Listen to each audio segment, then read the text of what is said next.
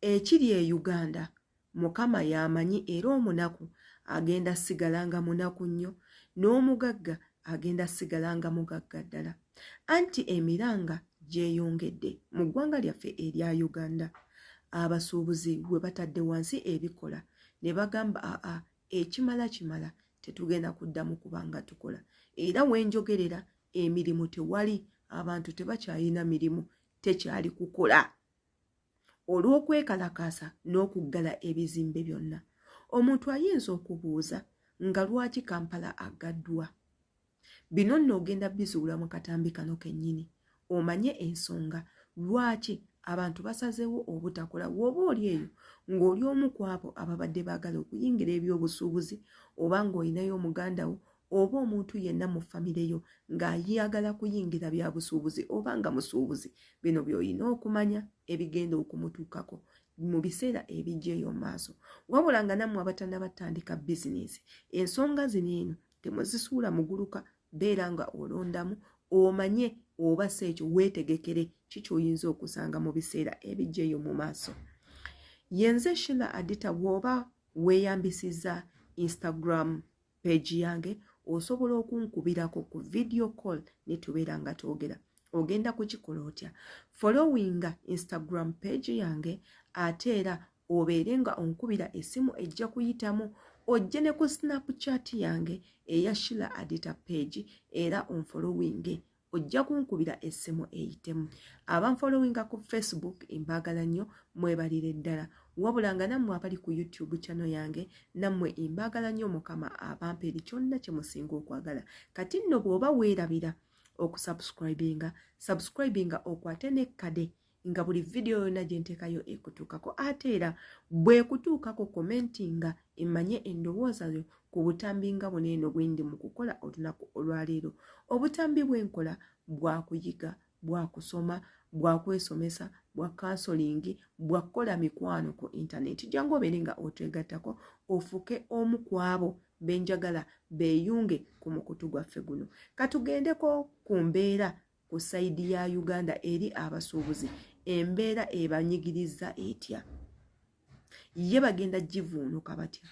ye ki ekiviiriddeko embeera okusajjuka mu ggwanga lyaffe erya Uganda era wano bwe ngenda okubuuliza ekibuuzo eri mwenna abalaba akatambi kano ki kye tulina okukola okutereeza Uganda byonna kambisange mu comment section nga bwe tulaba n'akatambi kano katugendeko mu katambi tukekkaanye ate era tukomewo Leero abasuubuzi tugaddewo amaduuka gaffe nange kamwa koogera tetukusikoze I am closed my dear customers so mugenda kwebuuza lwaki abasuubuzi twekalakaasizza nange yanga musuubuzi neekalakaasizza anyway ngenda mu kigambo kye muya twogera abasuubuzi kiri iflis bagigobe why iflis kye iflis ye policy imposed it's not a tax it's a system imposed by Uganda Revenue Authority revenue eyo system we bagikuteeka kubagamba bagiteeka mainly ku big companies but they are planning even us on small businesses to impose it on us before they impose it on us bagagitestingira big companies if lizeno we baba bagikutaddeko you need to install it that's costs nga olaba we to installing a DSTV we to installing a internet ewaka that's how it is installation ya bay yetaga internet yetaga omuntu amanyi ogiraninga even us as a small business togenda kuntesawo omukozi already nga sente sizirabe esasula abakozi atensasula omukozi omuki omulala kati abasuubuzi mugenda gamba iflis is not omusolo iflis is not bichi iflis eyo obeera nayo mu system yo mu dduuka lyo buli item gy'otunda oyino gigattako 18% ey'omusolo naye mujjukire tewali kintu kye tuyingiza mu Uganda muno nga tetukisasulidde musolo ate omusolo ogw'amaanyi kyova oli muntu okudde China ade bakasitoma muntu mayo ekintiisaayo kintu kimu omusolo omusolo guno wootuuka mu bondi ziri wali ennamanve nge container yeetuuse evudde okuva mu Mombasa etuuse mu Uganda ne kakutanda noba nga toyina ssente container yo neesusse ennaku 2 wiiki nampitirivu nnyo each day bagenda kucharginga $1 mu Uganda shilling buli kanaku container yo weesuzeewo nga toyina za musolo bakucharginga $75,000 ekitone nnyo naye mujjukire government yosooka n'ogijjirako share yaayo ku container gy'otanakolako magoba wadde naaka yo nosooka n'ogiwa akayo oba okoze oba bifudde oba babiguze oba bikudibyeko yesooka funa wofeiringa okusula n'osula waawo mu bondi yaabwe buli lunaku olukya 7:5 kati wamalayo wiiki 2 abantu bangi abakaaba mulaba abasuubuzi okufuna shoko obushoki nazirika container zizirisa abasuubuzi banange nze yanga musuubuzi nzitya muntu me China ngenda kuddayo naye nzitya anyway so omusolo ogwo buli item eri mu container ogisasulya olaba ne wekaba kano kalimoti kano ne webene simu bascanninga container bayina ekyuma ekiscanninga kakabaka jiko kakabaka fork buli item eyingira mu Uganda tugisasulya kati ate bataddeko eno influence system buli item gyotunda era government oyino giwako 18% ate already nasasula nga biyingire gwanga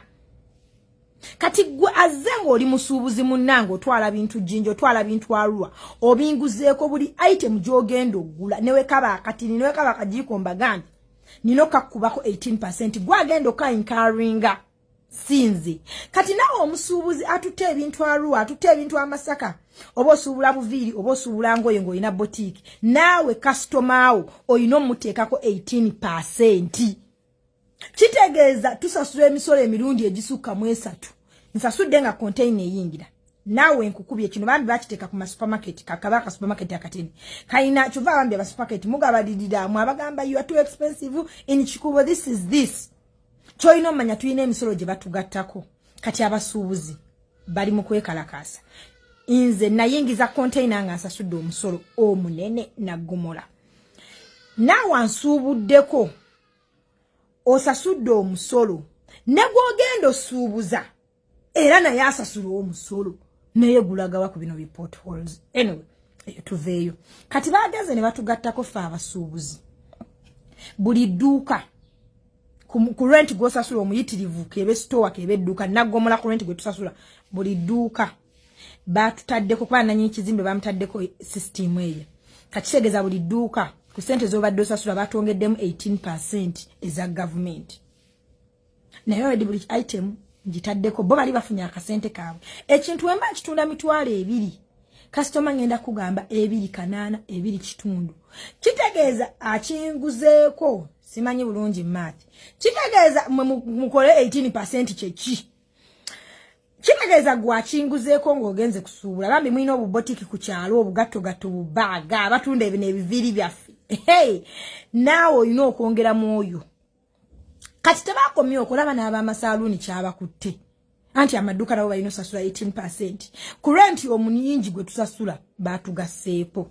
influence ono takosa ffekka abasuubuzi nammwe bafaino baaya ate abakosa kirala ekintu kyewandiguzenga emitwalo 2 kigenda kutuukako ku mitwalo 5 kubanga abantu nga 3 bekiyitiddemu nze omusuubuzi ogenda kujanga ndi musuubuzi nkuyiribe ffe tuyiriba nkuyiribe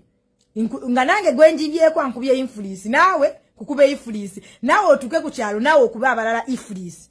value added taxes nkise influence kabasuubuzi namwe tetwasoma kale wadde nze nakadigwine nange netwala mbasuubuzi abatasoma kati omusuubuzi ebyo byonna tabitegeera kyova ffe generation yaffe bannange sente tegenda baayo ng'eyedda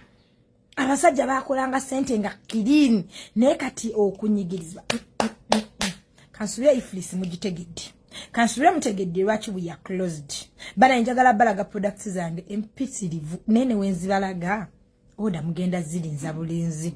so banyonyode influence necha TikTok yampa task yakola video ya 15 minutes ne mpulira nkoyo ankoma embeera bwetyo bweyimiridde ku sayidi y'abasuubuzi gegonna amaziga ge bali mu kukaaba bo bagamba ekimala tukooye fugabbe tukooye okutusalanga emisolo emingi bwe kityo wabula ate era nga kyennyamiza n'okwennyamiza kubanga eggwanga lyaffe erya Uganda mwe mutali mirimu abagiina bafuna obusente butono abalala tebakola abalala tebayina yadde omulimu tebayina yadde ekyokulya tebamanyi na kye bazzaako ate nga n'emisolo gyeyongera kubeera mingi ku buli kintu kyonna